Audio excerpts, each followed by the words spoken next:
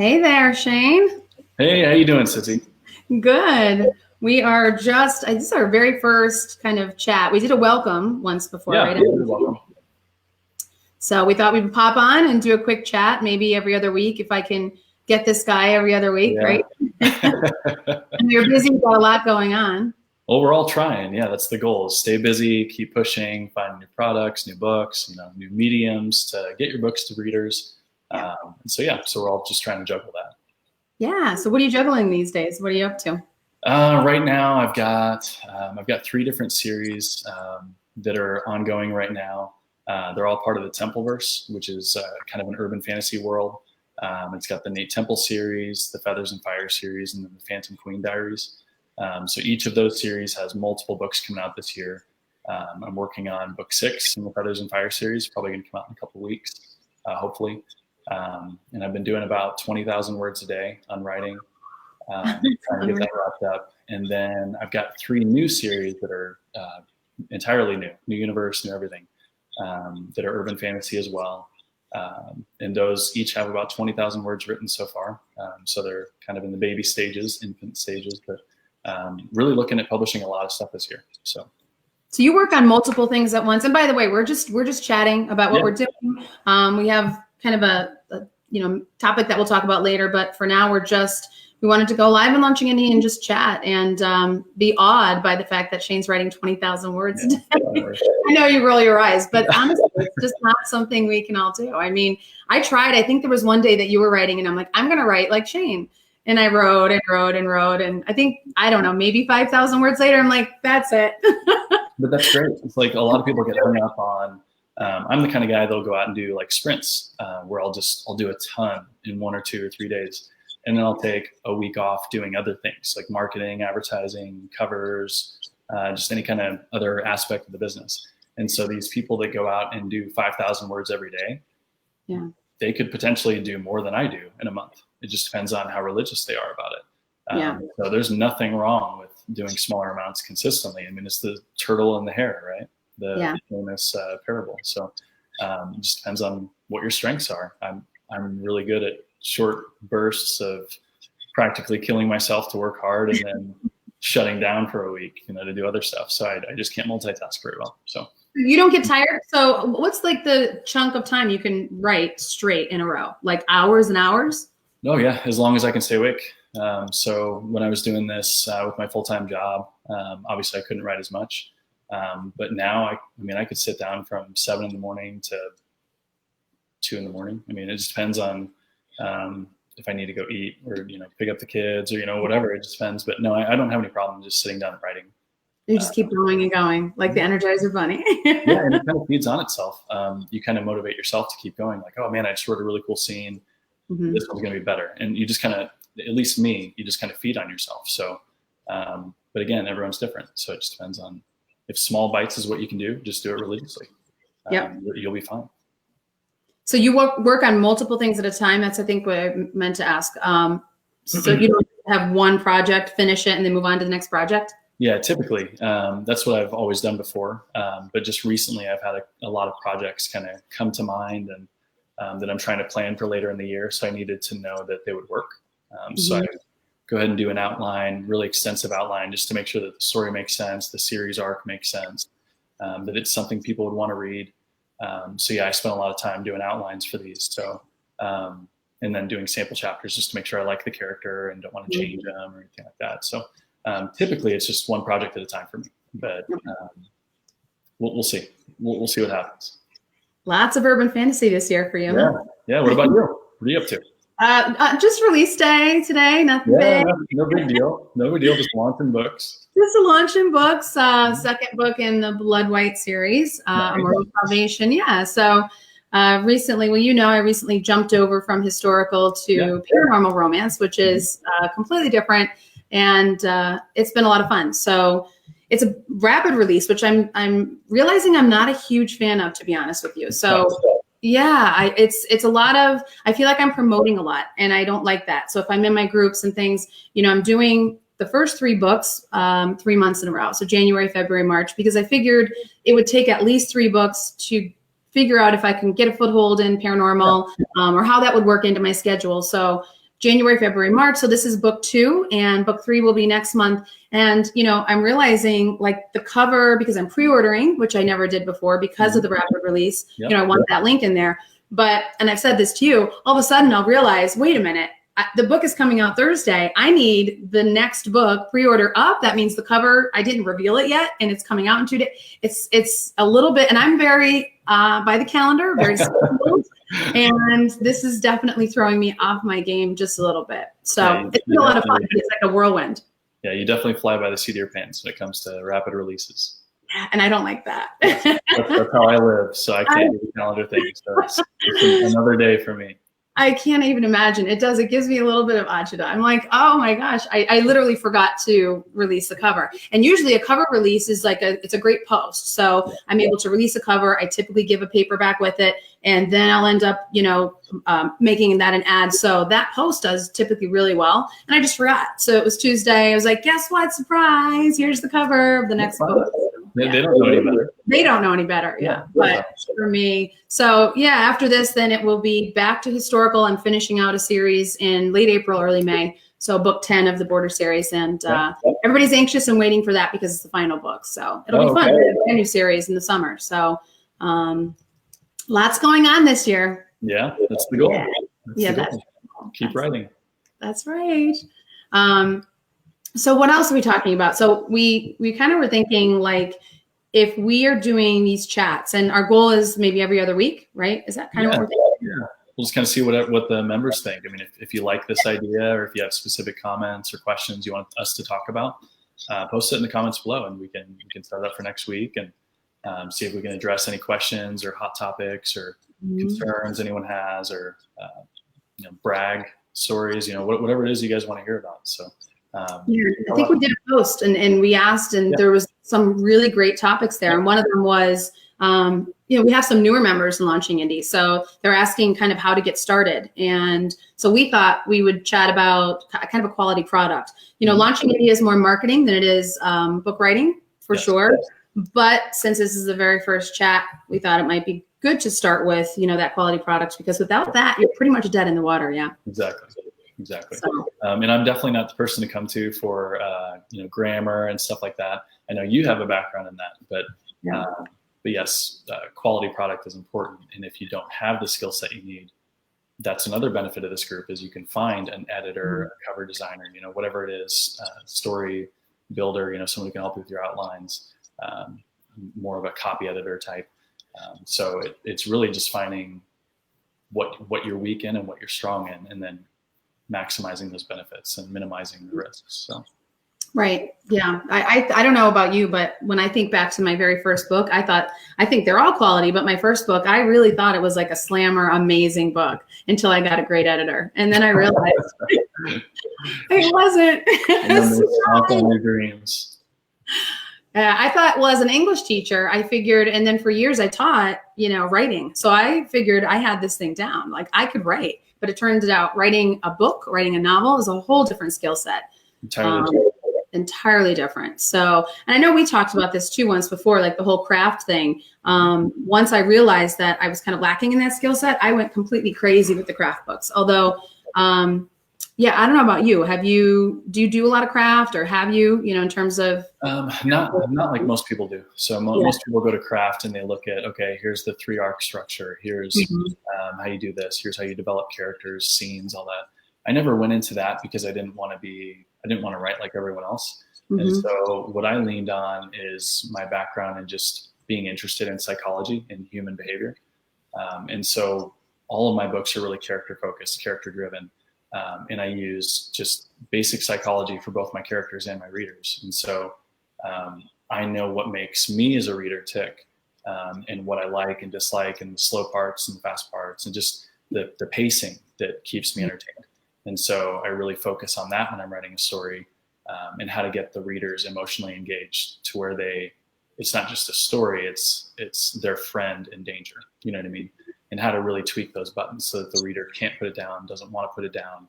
They see kind of a kindred spirit in your characters, as opposed to just, oh yeah, there was goblins and wizards. You know what I mean? Like, as opposed to just elements and tropes, characters that they feel like a long lost brother or something like that.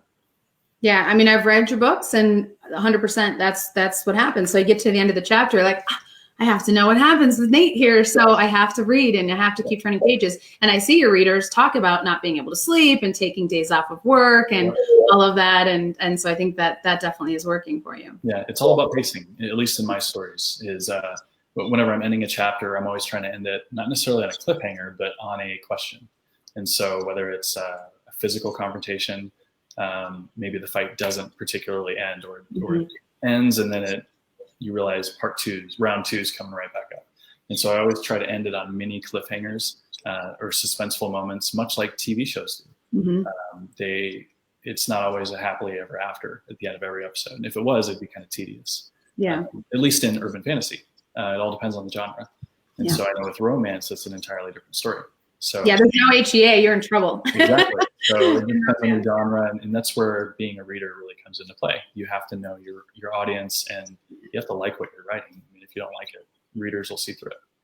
Yeah, and that's kind of where I started with the paranormal, was just binge reading everything I could get my hands on, because I actually had never read paranormal. I kind of came into it, that I was interested in it with the TV show. So it had Epic True Blood binge and Vampire Diaries, and I was like, I am feeling the vampires.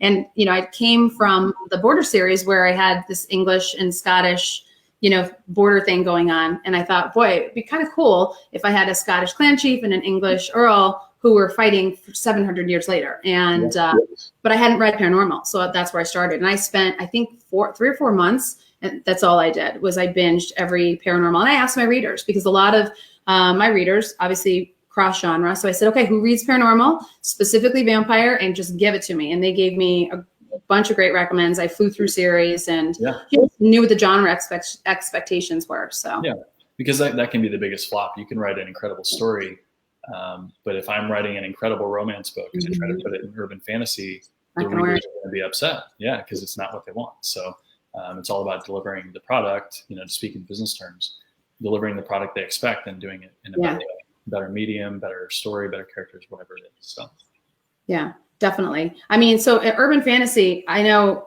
it runs the gamut, right? With romance, like I've seen people talk about, and just being in your group and things too, there being too much or not enough romance. Like that must be a tricky balance, because there are people like me saying, Shayne, where's all the romance? Like, add it. But then your other readers might get upset. So yeah, it all depends on your readership. And again, that's where being involved in a Facebook group, interacting with your readers on author pages, whatever it is, emails, you really have to get the pulse of your group, because you're never going to please everyone. You have to accept that, because if I went very heavy into the romance side with my characters, some readers would love it, and a lot of readers would hate it. It just depends. Yeah. So you just kind of have to pick and choose and kind of be authentic to yourself too. I mean, if you didn't ever design your characters to be that way and you don't want them to be that way, you have to be true to yourself as well. And that just might be a sign you need to switch genres. But yeah, it just depends on, knowing your readers. I like the way you went with it though. Like it came at it as a different angle, not writing like everyone else. I literally did the exact opposite. Once I realized that there was this craft structure out there I didn't know a lot about, I just went nuts, and I read so many of them, and I put together this Frankenstein of a document that it's embarrassing. If you see, I mean, it literally has, I don't know, maybe 17 columns and all of the different, it's massive. I'm already stressed out just thinking about that. I hate spreadsheets, but it's a massive one, and every Romancing the Beat, Gwen Hayes, and all of them, and Michael Haig. So all of them have kind of their the plot points and the different terminology that they use, and I mapped all of them against each other in this massive spreadsheet, so I can see this person's plot point 1 is called whatever in this other book, and I put them all together, and then kind of funnel them down to this one, what is my basically structure. And that's where I start. That's how I plan. That's why I, plot now, with just those major plot points. But it's hairy looking. Yeah. So I can do that. Basically, my whole mindset whenever I'm writing is to give the readers what they expect in a way they don't expect. And so I lead them, like I just play psychology games, and I try to lead them to think something is going to happen and then totally derail it. And then a couple chapters later, they know that trick. And so I'll set it up the same way. And they're like, oh, he's going to twist it on us. And then I'll do it the way it was led to go. And so I'm always just trying to play games with my readers. And that's what gets them emotionally invested, is because they literally can't tell what's going to happen. Even if it seems obvious or not obvious, they literally don't know which way it's going to go. And that's the game that I like to play when I'm writing a story, because that's what keeps me interested when I'm reading or watching a show, is when it's just a surprise. I don't like, if I see a show that's designed on like a 3-arc structure, I just instantly get bored, even if the characters are cool and everything, because I know what's going to happen. You know what's going to happen. Predictable. So, luckily, I've got enough readers that think like me, so that works out. So obviously, like, that's real important. The however you go at it, and there's no 100% right way, but however you go at it, knowing that you're doing it deliberately, not just like writing a book and putting the words on paper, knowing what the goal is for each chapter. And I do that with every scene. I know, like, okay, this scene, this is what I want to happen. This is the question that I want the reader to have, that kind of thing. What else, like, in terms of having a quality product? I mean, obviously, you have to be able to write, obviously. I don't think, I'm never going to go into a lesson on how to write. We're not qualified to teach it, definitely. I can talk about the mentality of writing and how I go about it. But when it comes to actually putting sentences together, I'm never going to give anyone advice on that, because probably everyone is better than I am at that. One aspect that I do have is I used to be a banker. So I dealt a lot with businessmen. And so that could be anything from real estate to products, to whatever services, whatever. And so I always think about things in a business manner. And so when it comes to a book, one, you have to have an excellent product, which is the story. But two, the packaging has to be there. It has to be properly edited. It has to have a great cover, a cover that matches but also stands out with the genre. And shoddy covers, even though people say they don't judge a book by a cover, nowadays they do, because that's all they see when they go to Amazon or whatever it is. And so book covers do matter, and it's very easy to notice when one is just your pal that just picked up Photoshop last week and he did a cover for you. It's very, very noticeable. And even if you wrote the best story in the world, if no one is willing to look past that cover, good luck. And so you're a business owner. You're not just a storyteller, because you can write the greatest book in the world. If you can't get it in front of everyone, no one will ever know. And so all of that matters.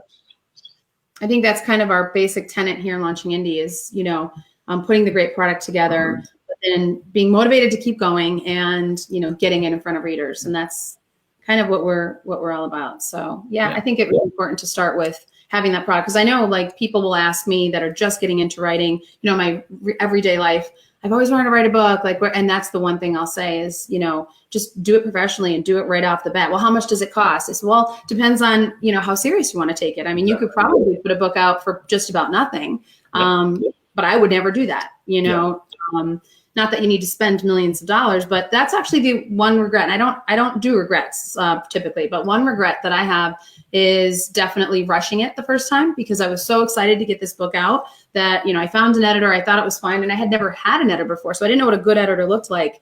And this was literally 3 days before release. I was talking to another author and they were mentioning some of the kinds of edits that they had on their book. And I'm like, I don't know if my editor really did that.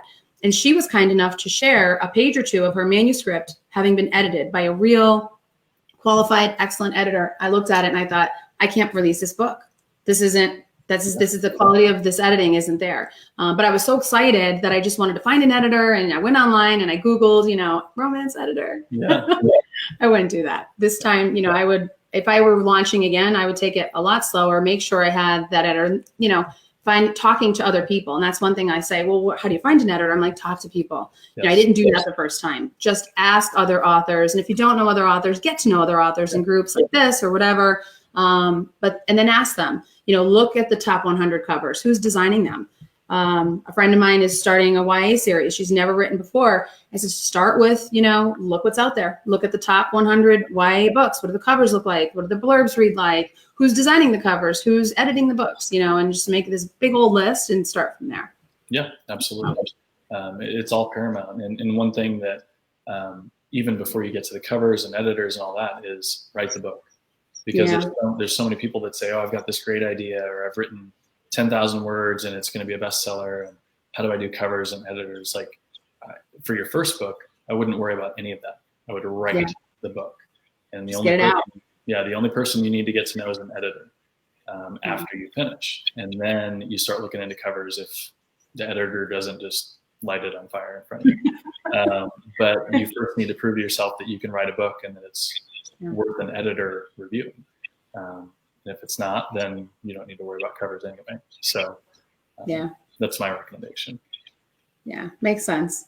I know my editor the first time said this has the workings of a good book. I'm like, that doesn't sound good. She basically told me I would probably be better off to start from scratch. And I said, nope, I wrote this 20 years ago when I was in college. I started it. I've lived with these characters for that long, and it was probably a bad decision. I think we edited that, I don't know, 10 times at least. It was, it was a night. I mean, now looking back, I wouldn't do that because I hate to edit. I usually edit one time now, but I was determined to have that book with those characters as my book one, and it didn't matter. I was just going to do it. But well, there's something about that too. There's passion projects that you just have to do.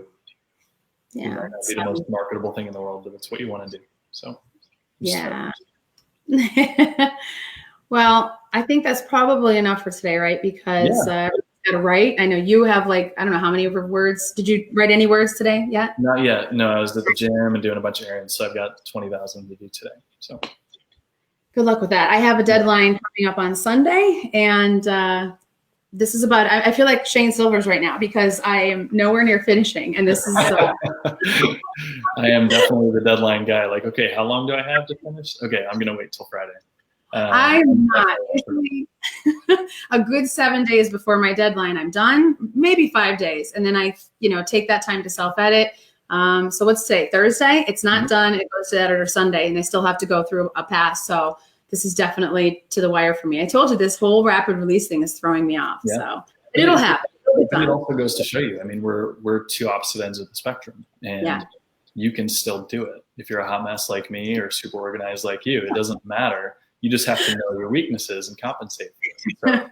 So, you just have to have someone that can yell at you often and remind you of the deadlines if you're like me. But don't let something like that slow you down or tell you can't do it. Do it. Absolutely. So, well, it was nice to chat with you, Shayne, as always. Yeah, it was a pleasure. Don't forget to, if you're on YouTube, subscribe, and we will see you in Launching Indie in probably about 2 weeks with another chat. We'll pick another topic and catch up then. Yeah, it'll be a blast. Thanks for having us. All right. See you guys. All right. Bye. Bye.